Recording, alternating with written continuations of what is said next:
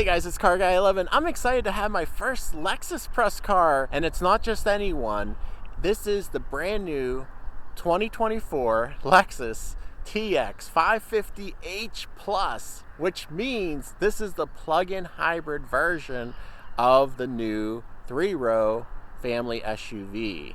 And it has a very exclusive powertrain that you don't want to miss. This is the only vehicle in Toyota's and Lexus's lineup that has it. So if you've seen some other Toyota hybrid videos on my channel, you know there are things I don't like about them. So let's see if Lexus can solve some of those and make it a more palatable system, in my opinion. Today we're gonna see if Toyota solves some of the things I didn't like about their hybrid system. And of course, Toyota and Lexus share a lot of their components, but in this particular vehicle, this is exclusive to Lexus. And Toyota's version, of course, is the Grand Highlander. The Grand Highlander does not get a plug-in hybrid version. And Toyota does make a variety of hybrid systems, including ones with a 6-speed transmission. Lots of different powertrain options to choose from. But today we're focusing on this plug-in hybrid version. We're gonna start from the stop here. This is a left-hand turn. I floored it on purpose from a left-hand turn. And in the other 4-cylinder hybrid Toyota systems, you would normally get front wheel spin. This did not happen with the V6 in the Lexus here, and it felt a lot more power in the rear. In fact, I got a little bit of rear slip there, so that's very good. That basically solved a big area of concern I have with Toyota's CVT style transmission hybrid system. Now, I would still prefer a mechanical connection between the front and rear wheels with the drive shaft. It's electric motor only in the rear. So the plug-in hybrid uses the old 3.5 liter V6 that was in the Highlander, naturally aspirated 3.5 liter dual overhead cam V6. It was about 300 horsepower. Now it's detuned. I believe it's on the Atkinson cycle. It's 259 horsepower. In 2024, I believe this is the only vehicle that still uses the 3.5 liter V6, as they have gone to the 2.4 liter turbo engine in just about everything in non-hybrid and hybrid forms. The rear motor is 101 horsepower here, where in the 4-cylinder versions, they're around 50 horsepower, so a lot more power out of that rear motor. The front motor itself on this one is 179 horsepower, and that all combines to get 400 horsepower total system output in hybrid mode. Now, 0 to 60 with this plug-in hybrid is in the mid to high 5-second range, which is pretty good. Now, another thing I complained about in the 4-cylinder hybrid systems is the drone. And that was from the 4-cylinder engine, which was working very hard, high RPM. This is that 3.5 liter V6, much smoother, nicer tone. Floor it here. Not drony at all, and it sounds pleasant. Now, you're not gonna get the step gear changes. Of course, this is still an CVT. So it will hang out at high RPMs if you floor it, but as soon as you let off the throttle, it does come down to lower RPMs. Now, in the hybrid mode, you are going to be pretty much engine on the full time, except when you're coasting. But you do get 30 miles of all electric range if the battery is charged. And I did a electric range test the other day. All right, guys, gonna do a range test now on the Lexus TX. I just charged it overnight, and I have 40-mile range showing on the dash. Just dropped to 39. I did start it up in the morning here, and it is heating the cabin without the gas engine. It's in the EV mode, so it will be taking some battery. The stated range is right around 30 miles, and we have a 32-mile drive ahead of us, and we are going to see if we can complete that in all EV, or at least mostly EV. Now, it does take a little while to charge. It was 13 and a half hours on a standard 120 volt outlet. I ended up using my Mach-E high power L2 charger, and it took 2.5 hours. Okay guys, with about 5 miles of range left, the engine did kick on, and we are climbing a slight hill as well. So far we've gone 21 miles, and it started out saying I had 39, but keep in mind it is a little chilly here, like around 40-50 degrees, so the battery was used for cabin heat. And also I live in a rather hilly area, Pittsburgh, Pennsylvania, so climbing up and down hills.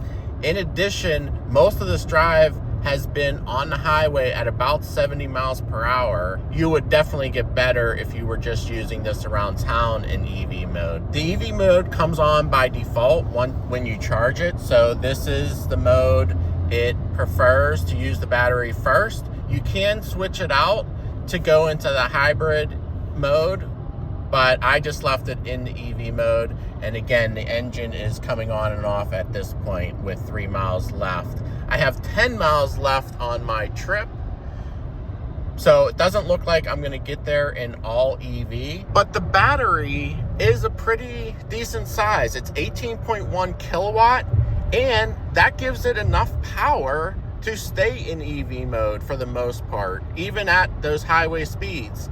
The front motor has 179 horsepower and the rear motor is 101 horsepower. So again, plenty of power for your around town commute and highway commuting.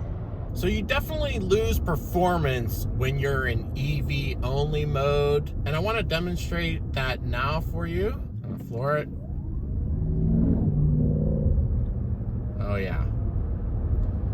It's a leisurely acceleration.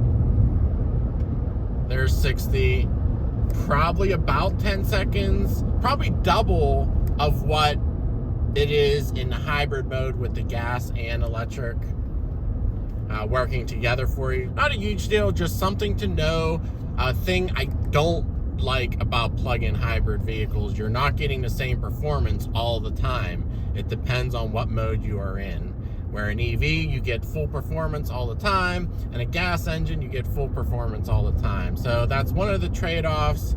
But in a regular hybrid, non-plug-in, you do get full performance at all times as well. So just be aware of that. It is a little bit confusing and complicated. So you get about 25 miles of all-electric range, which absolutely helps your fuel economy.